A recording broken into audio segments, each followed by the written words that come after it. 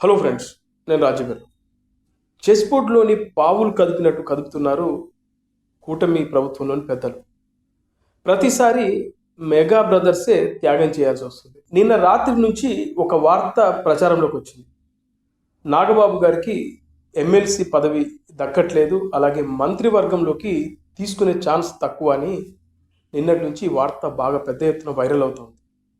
అయితే నిన్న పవన్ కళ్యాణ్ గారు అలాగే నారా చంద్రబాబు నాయుడు గారు దాదాపు 20 నిమిషాల పాటు నిన్న వాళ్ళిద్దరి మధ్యన ఒక మీటింగ్ జరిగింది. ఈ మీటింగ్ తర్వాత తెలుగుదేశం పార్టీకి అనుకూలంగా ఉండేటువంటి 2 పత్రికలు, ఒకటి ఆంధ్రజ్యోతి అలాగే ఈనాడు, వీటికి సంబంధించినటువంటి వెబ్సైట్లలో నిన్న రాత్రి నుంచే, అలాగే వీళ్ళకి సంబంధించిన మీడియా ఛానల్స్లో నిన్న రాత్రి నుంచే నాగబాబుకి ఎమ్మెల్సీ పదవి దక్కడం లేదు, ఇక మంత్రివర్గంలోకి తీసుకునే అవకాశాలు కూడా లేవు అనే విధంగా వీళ్ళు వార్తలేశారు.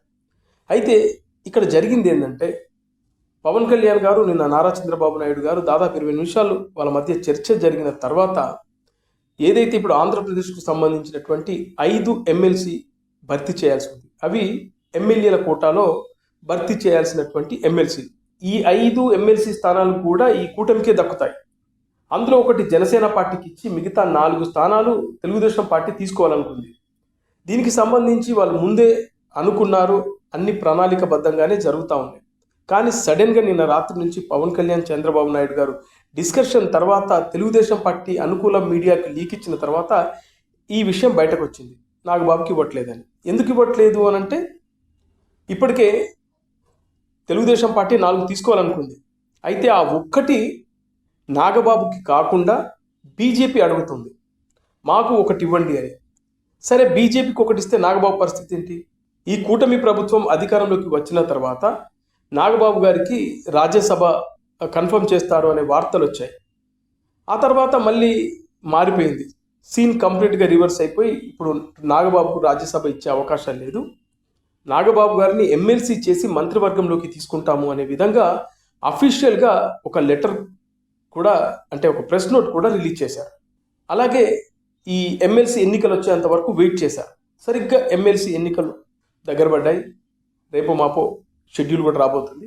సో ఇలాంటి సిచ్యువేషన్లో ఒక ట్విస్ట్ లాగా నాగబాబు గారికి ఎమ్మెల్సీ లేదు, మంత్రివర్గంలో కూడా తీసుకునే ఛాన్సెస్ లేవనే విధంగా వార్తలు వస్తూ ఉంటాయి. అయితే పవన్ కళ్యాణ్ గారే మా అన్నయ్యకు ఎమ్మెల్సీ వద్దు, మంత్రివర్గంలోకి కూడా తీసుకోవద్దు అని పవన్ కళ్యాణ్ గారు చెప్పినట్లు ఈ తెలుగుదేశం పార్టీకి అనుకూలంగా ఉండే ఈ 2 పత్రికల్లో వచ్చాయి. నిజంగానే పవన్ కళ్యాణ్ గారు చెప్పారా, లేదా చంద్రబాబు నాయుడు గారు మీ అన్నకి ఎమ్మెల్సీ ఇవ్వట్లేదు, మంత్రివర్గంలోకి ఇచ్చే ఛాన్సెస్ లేవు, ఎందుకంటే ఒకటి బీజేపీకి పోతుంది కాబట్టి, బీజేపీ ఒత్తిడి చేస్తుంది కాబట్టి వాళ్ళకి ఇస్తున్నాము, మిగతా 4 మేము తీసుకుంటున్నాము, మాకు కూడా ఆశావాహులు ఎక్కువగానే ఉన్నారు, చాలామంది వెయిట్ చేస్తున్నారు, దాదాపు 20 మందికి మేము ఎమ్మెల్సీ ఇస్తామని మాట ఇచ్చి ఉన్నాము, సో ఈసారి కూడా మీరు త్యాగం చేయక తప్పదు పవన్ కళ్యాణ్ గారు అని చంద్రబాబు నాయుడు గారు చెప్పి ఉండొచ్చు. దాన్ని ఈ కవరేజ్ చేసుకునే కార్యక్రమంలో పవన్ కళ్యాణ్ గారే వద్దన్నారు, మా అన్నకి ఏదైనా మేజర్ కార్పొరేషన్ చైర్మన్ పదవి ఇవ్వండి, అంటే ఒక మంచి కార్పొరేషన్కి చైర్మన్గా పంపించండి అని పవన్ కళ్యాణ్ గారు ప్రతిపాదన పెట్టినట్లుగా వార్తలు వస్తున్నాయి, అంటే వీళ్ళు వేస్తున్న వార్తల ప్రకారం. ఇక మరో విషయం ఏంటంటే, పవన్ కళ్యాణ్ గారు ఒక ప్రతిపాదన తీసుకొచ్చినట్లుగా చెప్తా ఉన్నారు. అదేంటంటే, ఆంధ్రప్రదేశ్ నుంచి విజయసాయి రెడ్డి రాజ్యసభకు రాజీనామా చేశారు. ఆయన ప్లేస్లో నాగబాబు గారిని పంపించమని పవన్ కళ్యాణ్ గారు చంద్రబాబు నాయుడు గారిని అడిగినట్లు, చంద్రబాబు నాయుడు గారు దానికి ఓకే చెప్పినట్లు, అలాగే బీజేపీ కూడా రాజ్యసభ ఆంధ్రప్రదేశ్ నుంచి కోరుతుంది కాబట్టి ఆ ప్లేస్లో బీజేపీకి రాజ్యసభ ఇవ్వకుండా ఆ ప్లేస్లో నాగబాబు గారిని పంపించి ఇక్కడ ఎమ్మెల్సీ స్థానాలైనటువంటి ఏదైతే 5 ఉన్నాయో అందులో ఒకటి బీజేపీకి ఇచ్చేలాగా వీళ్ళ మధ్యన ఒక డిస్కషన్ జరిగినట్లు కూడా చెప్తా ఉన్నారు. అయితే ఇక్కడ ఒకటి మాత్రం నిజం, ప్రతిసారి జనసేన పార్టీ ఇక్కడ త్యాగాలకు సిద్ధపడుతుంది.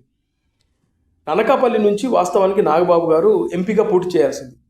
ఆ సమయంలో జనసేనకు 3 ఎంపీ స్థానాలు ఇచ్చారు. కానీ బీజేపీ మాకు అనకాపల్లి కావాలని పట్టుబట్టడంతో ఇక్కడ తెలుగుదేశం పార్టీ కూడా మేమేం చేయలేం, మీరు ఇవ్వాల్సి వస్తే మీరు ఇచ్చేసుకోండి అని చెప్పడంతో పవన్ కళ్యాణ్ గారు అక్కడ త్యాగం చేసి నాగబాబు గారిని వద్దని, మీకు రాజ్యసభ ఇప్పిస్తారని చెప్పి మాట ఇచ్చి అప్పుడు అక్కడి నుంచి సీఎం రమేష్ని నిలబెట్టారు, ఆయన గెలిచారు. అదే ప్లేస్లో నాగబాబు గారు పోటీ చేసినా ఆయన గెలిచేవారు అక్కడ. అలా అప్పుడు త్యాగం చేశాడు. తర్వాత రాజ్యసభ ఇస్తానని చెప్పి మళ్ళీ కుదరలేదు, అప్పుడు త్యాగాలు చేయాల్సి వచ్చింది. ఇప్పుడు మంత్రివర్గంలోకి తీసుకుంటారు ఎమ్మెల్సీని చేసి అని మొన్నటి వరకు, అంటే ఆల్మోస్ట్ నిన్నటి సాయంత్రం వరకు అందరూ అదే అనుకున్నారు. లైన్ క్లియర్ అయింది, నాగబాబు 100% మంత్రివర్గంలోకి రాబోతున్నారు అనేది అందరూ అనుకున్నారు.